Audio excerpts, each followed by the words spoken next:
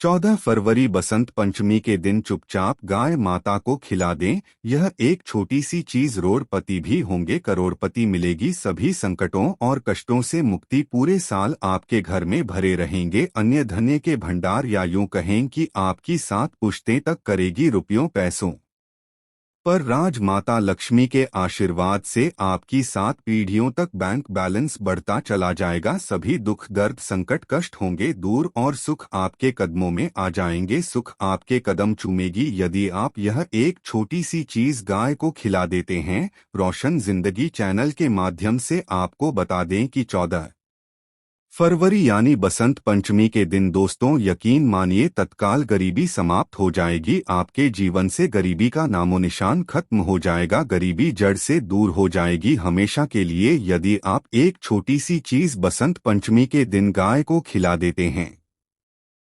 रोशन जिंदगी चैनल के माध्यम से आपको बता दें कि अगर हिंदू धर्म की माने तो ऐसी मान्यता है कि गाय की सेवा अगर निस्वार्थ भाव से की जाए तो घर में लक्ष्मी का वास होता है। वैसे तो युगों से चला आ रहा है कि गाय को हम कुछ ना कुछ हम खिलाते जरूर है। गाय को सनातन धर्म में लक्ष्मी स्वरूप भी माना गया है। कहा जाता है कि गाय की सेवा करने से घर परिवार सुखी और संपन्न रहता है। जिस घर में गाय की सेवा निस्वार्थ भाव से होती है उस घर में लक्ष्मी जी की कृपा हमेशा बनी रहती है। और जिस घर में गाय की सेवा नहीं होती अचानक से किसी भी प्रकार की वहां पर विघ्न धाय आती ही रहती है। वैसे तो कुछ लोग शहरों में भी रहते हैं, महानगरों में रहते हैं तो गाय पालना संभव नहीं है, लेकिन गाय को रोटी जरूर खिलाई जाती है। लेकिन कई बार कुछ भूल हो जाती है। तो कौन सी 3 चीजें हैं जो गाय को नहीं खिलानी चाहिए, आज हम आपसे यही इस वीडियो में साझा करेंगे। लेकिन दोस्तों उससे पहले आपसे रिक्वेस्ट करते हैं कि वीडियो को लाइक जरूर करिएगा, दोस्तों को शेयर कर दीजिएगा और अगर आपने अभी तक चैनल को सब्सक्राइब नहीं किया है तो चैनल को सब्सक्राइब करके बेल आइकन जरूर दबाइएगा। गाय के अंदर सभी देवी देवताओं का निवास माना जाता है, तो आप सुबह जो पहली रोटी बनती है वो अगर गाय को खिलाते हैं तो देवी देवताओं का आशीर्वाद मिलता है। गाय को गुरु के साथ जोड़ा गया है, यानी गुरु ग्रह के साथ, बृहस्पति ग्रह के साथ। इसलिए गुरुवार के दिन गाय को रोटी पर एक चुटकी हल्दी डालकर खिलाएं तो सुख संपत्ति धन ऐश्वर्य बढ़ता है। दोस्त ग्रह शांत हो जाते हैं। जो लोग मानसिक रूप से परेशान हैं वह गाय को रोटी पर थोड़ा सा गुड़ रखकर खिलाए तो सकारात्मक ऊर्जा आती है, टेंशन खत्म होती है, स्वास्थ्य अच्छा रहता है। और अगर आपको लगता है कि आपके सभी ग्रह खराब है तो ऐसे में गाय को पहली रोटी रोज खिलाएं।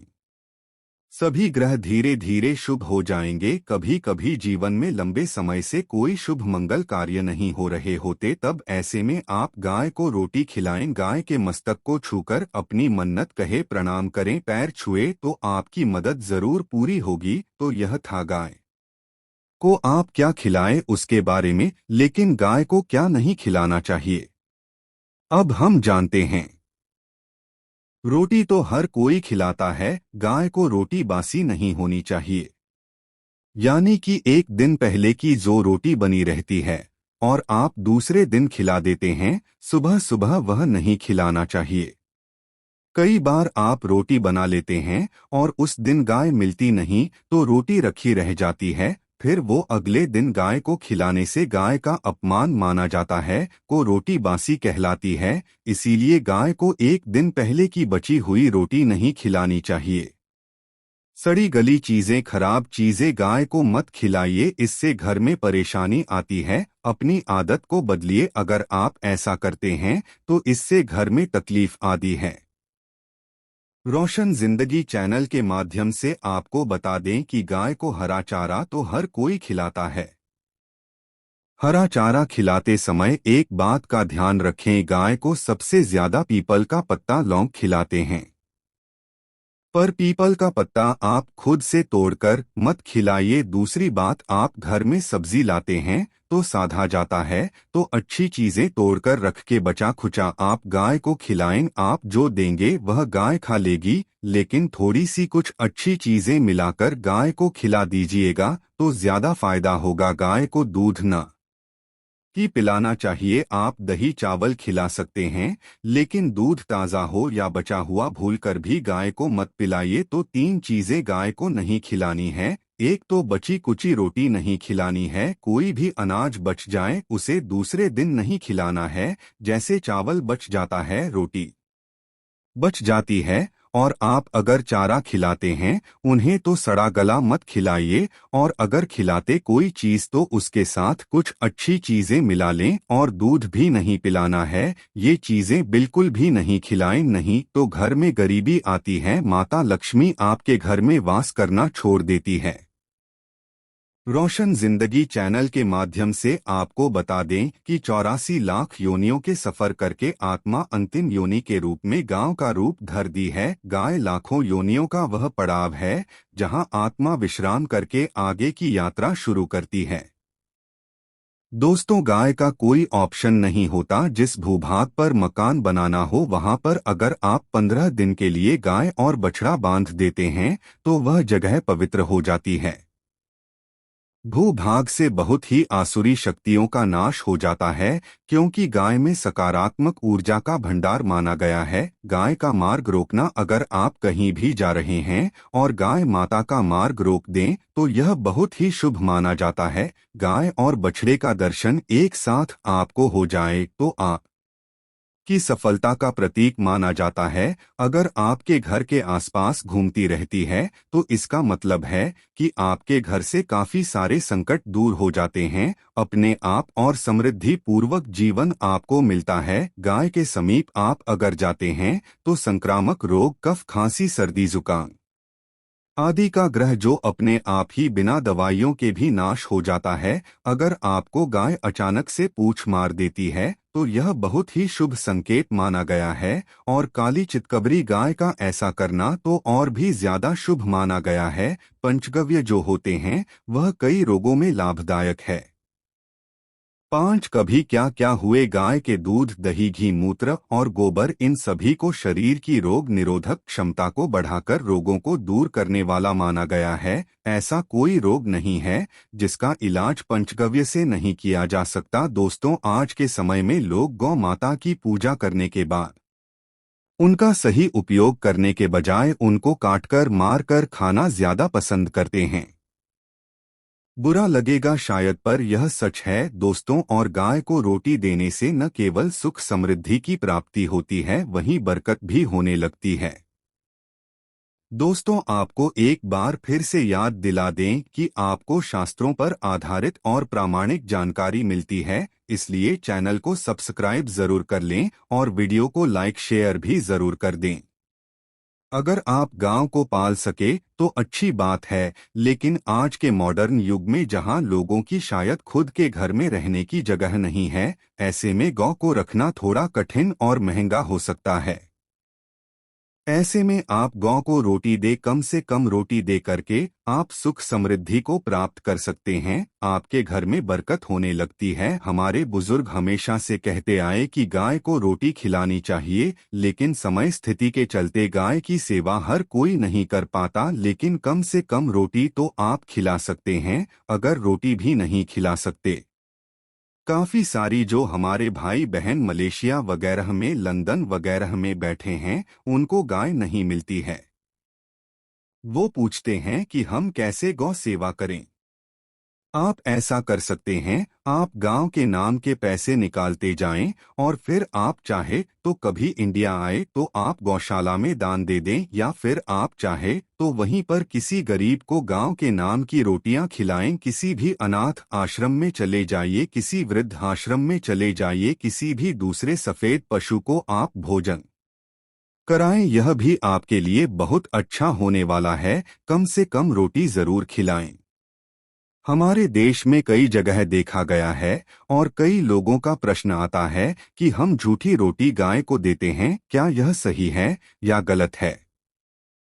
हम झूठा खाना, बचा हुआ खाना गाय को खिलाते हैं, यानी जो बच जाता है वह गाय के हवाले कर दिया जाता है। दोस्तों, रामायण काल में गौ माता को एक श्राप मिला था, उसी की वजह से आज उनके साथ ऐसा हो रहा है। उसी श्राप की वजह से गौमाता में देवी देवताओं का वास होने के बाद भी उनको झूठा खाना पड़ता है, यहाँ तक कि पॉलिथिन भी खाते हैं, हालांकि यह किसी भी लिहाज से सही नहीं है। आपको बता दें, वाल्मीकि रामायण में सीता द्वारा पिंड दान देकर दशरथ की आत्मा को मोक्ष मिलने का संदर्भ आता है। जो लोग जानते होंगे वह जानते हैं कि वनवास के दौरान भगवान राम लक्ष्मण और सीता पितृपक्ष के दौरान श्राद्ध करने के लिए गया धाम पहुंचे। वहां श्राद्ध कर्म के लिए जरूरी सामग्री जुटाने के लिए राम और लक्ष्मण तो चले गए और सामान लेकर आए नहीं। इधर दोपहर हो गई, पिंडदान का समय निकलता जा रहा था। सीता मां घबराने लगी, तभी दशरथ की आत्मा ने पिंडदान की मांग कर दी। अब गया जी के आगे फल्गु नदी पर अकेली सीता जी मुश्किल में पड़ गई। उन्होंने फल्गु नदी के साथ वट वृक्ष, केतकी के फूल और गाय को साक्षी मानकर बालू का पिंड बनाया और स्वर्गीय राजा दशरथ अपने ससुर के निमित्त पिंडदान कर दिया।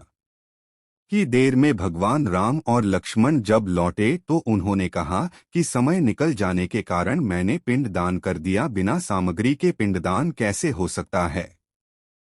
इसके लिए राम जी ने सीता मान से प्रमाण मांगा। तब सीता माता ने कहा कि जो फल्गु नदी की रेत है, केतकी के फूल है, गाय हैं और वट वृक्ष है, मेरे द्वारा किए गए श्राद्ध कर्म की गवाही दे सकते हैं।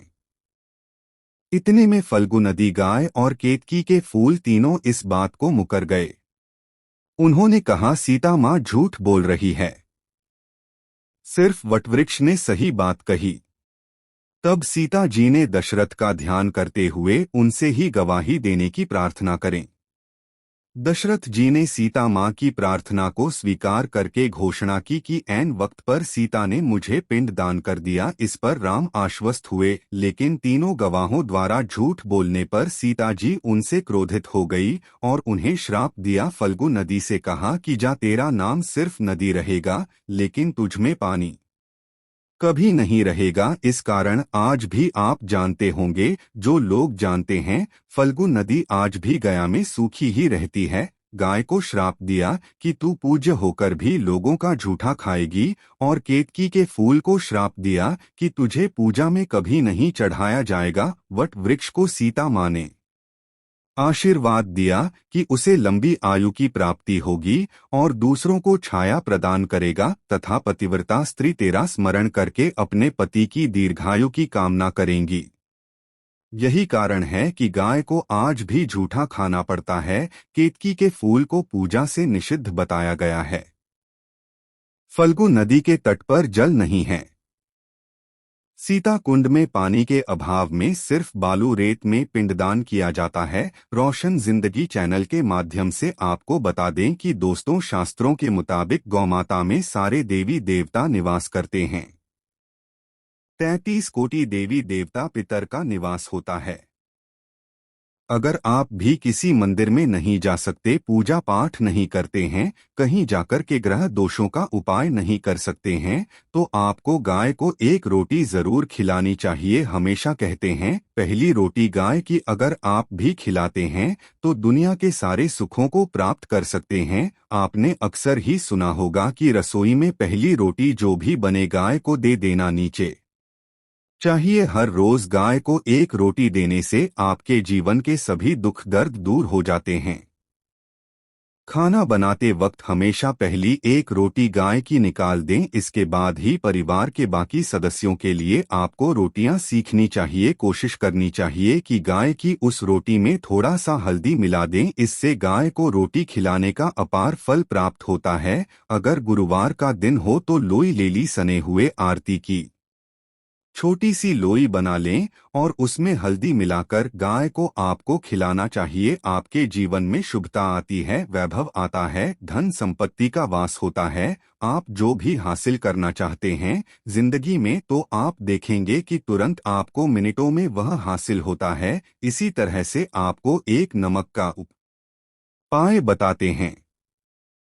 नमक क्या है? नमक के बिना तो हर स्वाद अधूरा है, और साथ ही साथ अगर नमक न हो जीवन में तो स्वादहीन हो जाता है। जितना हम खाने में नमक को इम्पोर्टेंट मानते हैं, उतना ही ज्योतिष में नमक को इम्पोर्टेंट मानते हैं और इसे गज की वस्तु माना गया है। किसी का नमक खाने का अर्थ क्या होता है उसका कर्जदार होना आपने सुना ही होगा। नमक का कर्ज अदा करना है। इसलिए अगर आप जीवन को सुगम बनाना चाहते हैं, सरल बनाना चाहते हैं, तो नमक का एक आसान सा प्रयोग आपको आज हम बताएंगे। आप देखिए कि कितने आपको पॉजिटिव परिणाम मिलते हैं, और इतना आसान है कि इसके लिए आपको अतिरिक्त मशक्कत करने की कोई ज़रूरत नहीं है। सिर्फ आपको अपने घर में बनी सबसे पहली रोटी लेनी है और उस पर थोड़ा सा नमक रख लें। अब आपका पूछेंगे कौन सा नमक रखें। रोशन जिंदगी चैनल के माध्यम से आपको बता दें कि सबसे बेस्ट है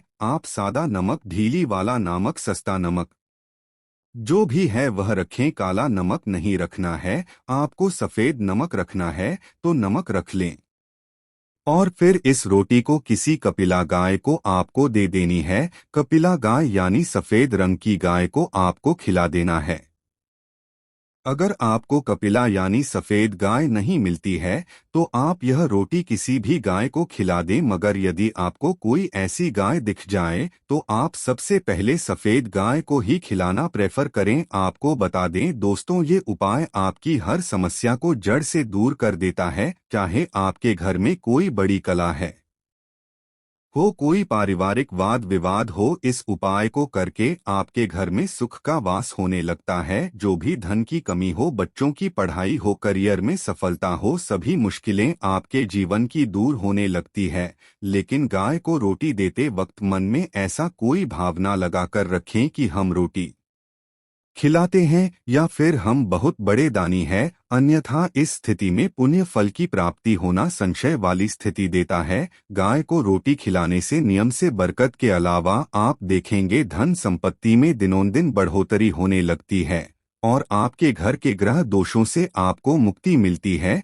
अगर आपके भी घर में धन की कमी है तो आपको ये उपाय जरूर करना चाहिए। किसी भी दिन करें। अगर सावन का पवित्र महीना है तो हर दिन शुभ है। आप जिस दिन चाहे उस दिन से कर सकते हैं और आप देखेंगे इस उपाय को करने से आपके घर से धन की कमी बिल्कुल झट से दूर हो जाती है। तो ये उपाय आप जरूर कर लीजिए।